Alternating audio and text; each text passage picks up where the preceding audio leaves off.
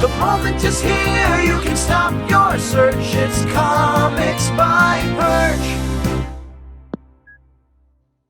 Hey everybody, this is Perch, and this isn't exactly a viewer mail, but having a conversation with someone, and I got permission to paraphrase the conversation being had, but it's not a mail. This is a conversation. But I'll see, I'll basically read, these three sentences, or four sentences. I'm redacting it quite a bit, out of respect, and any of you, by the way, whether you're a creator, whether you're a fan, whether you're anybody at all, everybody gets the same rules. You tell me what you want done, and I'll do it in terms of the mail. If you say, hey, I'm writing just to you, don't read it, fine. If you say, I want you to clean it up a little bit, but I'm trying to get to you, kind of my pure point, fine. That's your game. Yeah, I take no issues with that. So let me kind of read this bit to you, because it's what I want to talk about. It says, your show focuses on the industry's problems, and you try to be agnostic. Why do you believe that the publishers are sitting around saying there's nothing they can do? The big publishers are large and publicly traded. If that was their philosophy, they'd be fired in a second. But more to the point, the industry had huge problems back in the 70s and 80s. I'd argue there were more, particularly in the 90s when publishers sold more books than ever. They knew they were selling books to non-existing fans. They catered to it, never thinking about the future. Take the money and run. Okay. Said, look what happened. Anyway, so that's the crux of what I want to talk about. So first off, just by clarification, and I wrote that, but I think this is a good mail for everybody to hear. And as you can guess, it's somebody in comics writing this. It's all in the posing. So just to remove all avoidance of doubt from everybody, I don't think that the publishers sit around a big table going, well, we're fucked, gents, but I'm just gonna go get some coffee and I'll see you in 4 hours, and then maybe we'll yell at some people on Twitter and then come back and just shovel more of this shit out the door. But it is what it is, gentlemen and ladies and others. That's all we got. I don't think that's what's going on. The spirit of why do I think that the publishers say there's nothing they can do is because in a lot of cases I've had conversations with editors, at the publishers who say there's nothing that they can do. So it's not an idea just kind of born out of the air. It's having conversations, and I hope I can describe this well, but a lot of the conversations I have with people who work in comics, who are not the creators, meaning not writers, not artists, but the people who actually are staffers, lifers, although, lifers generally means you're employed for a long period of time. A lot of people aren't. But anyway, people who are full-time employees of the company, which means editors, which means people in the marketing department, the legal department, the manufacturing department, the partnership, etc. Probably not the manufacturing department. Now I'm straying into other industries.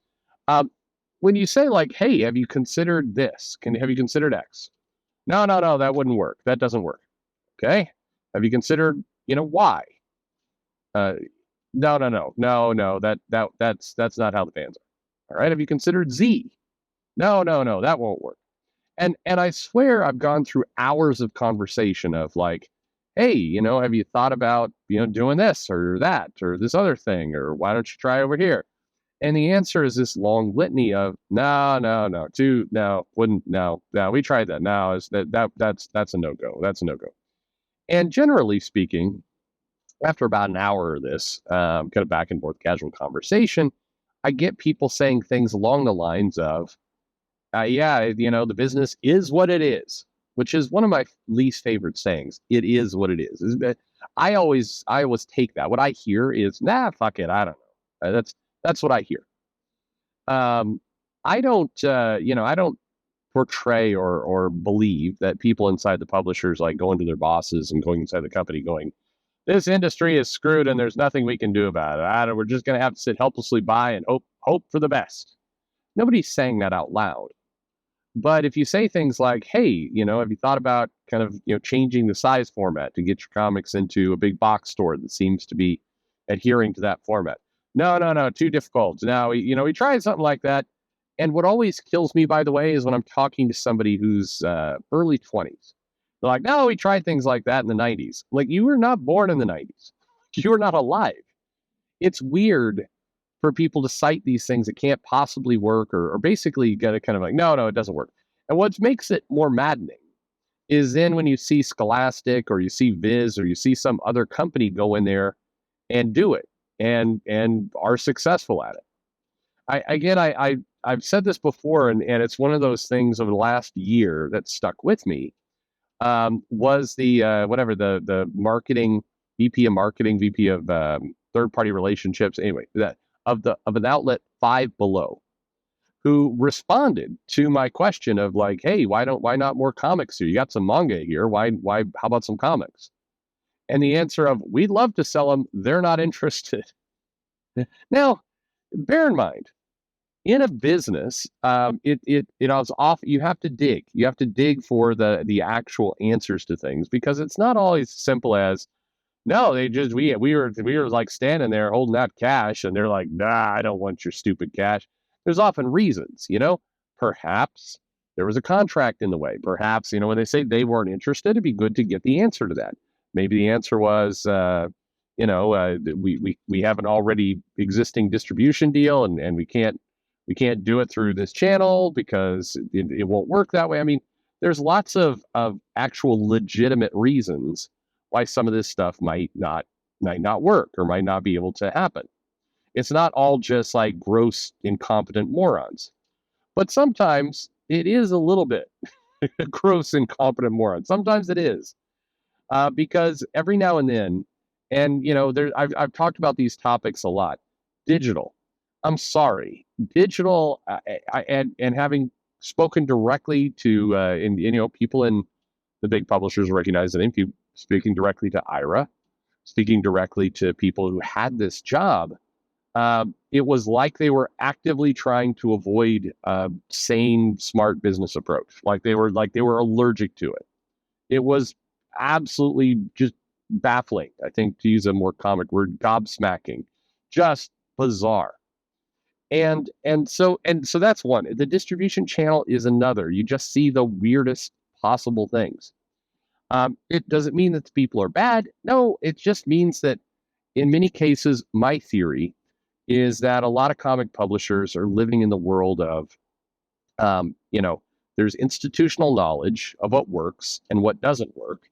And to disrupt that, or to do something different, to kind of break the mold and say, nope, you know what? We're actually going to try something very different. We're going to try a different approach because, what do we got to lose? Let's innovate. That doesn't happen very much in comics. It happens every now and then, and certainly there's some people who have done that. I would argue that, Robert Kirkman, I think, has done that with Skybound. I think if you go back to, early 2000s, Joe Quesada did it when he came into Marvel. You've got people who have definitely come in and said, well, these are the rules. We're going to do something different from the rules, and they try. But more often, and by the way, this is not unique to comics. I'm sure most of you working in jobs have encountered this same thing. It's very hard to transform your business, to change, to pivot. It's why, the companies that are able to pull that off are often rewarded, and they take a chance and it works. There's a man, I can't remember the guy's name. He writes a lot of books. You know it, kind of around disruption and futuristic kind of thinking, changes in, usually it's technology he's talking about, and looked at like hundreds and hundreds of companies and found that the companies that took risks, actually the risks paid off far more often than you'd expect. Generally, if you're taking a big risk on your business model, people say it has a 10% chance. It's kind of anecdotally, 1 in 10 really makes it big. Well, he did a bunch of analysis, and the name's right on the tip of my tongue. It was like The Tipping Point, that author. Anyway, he found that it was actually closer to 40% paid off. And his theory was, sometimes it was legitimate good business risk that was taken. It was an actual good idea. And sometimes it wasn't that good an idea, but the business just wanted a change. And so it rewarded something new, even if it wasn't terribly amazing. And comics struggles with that. I think, if you're honest with yourself, wherever you were in comics, There's fewer innovators than you would think for a creative industry. Many people will say things like, "Well, you have," and by the way, in the comments I read, it's why the publishers saw people buying comics who were not reading the comics. Why you had the speculator boom? They did it anyway, and they followed that balloon down. It's that they did it anyway. That is really what I'm reacting to when I say, the comic industry needs that push, and there's a lot of people who are writing this one down. There are clearly other models for people to go chase. They just they struggle to do it. So anyway, I appreciate the mail very much. Like I said, going back and forth with this person, and always good counsel, good comments. So good thought provoking comments there. And I think it's also good wake up calls. We'll post something like, you sound like an asshole. He doesn't say it like that, but you sound like you're really disgruntled about comics, and that's a good, like, that's not how I want to show up. That's There's a corporate term for you. It's not how I mean to show up. But in many cases, when you're truly in love with something, you truly want to see it succeed. It's not that you're bitter or angry about it. It's that you're frustrated by it. And I'll leave you with this, like all of you out there. My guess is that a good portion of you, you're miscast, meaning your people have cast you as an angry fan or a toxic fan or somebody really, really, I'm just pissed off about things in comics. But chances are it's not that you're angry, it's that you're frustrated. You're frustrated because you actually can see a path to great stories, great comics, great art, great success, all that kind of stuff. You can see it, you can taste it, you can smell it. It's right there. And people not, grabbing for that golden ring, it is frustrating. And it in many cases, it's more aggravating than if you just didn't like something. And I think that's where a lot of fans and customers are sitting. It's not a I'm mad, it's I'm frustrated. And those are different emotions with different things. Anyway, thank you very much for listening. Let me know your thoughts in the comments below.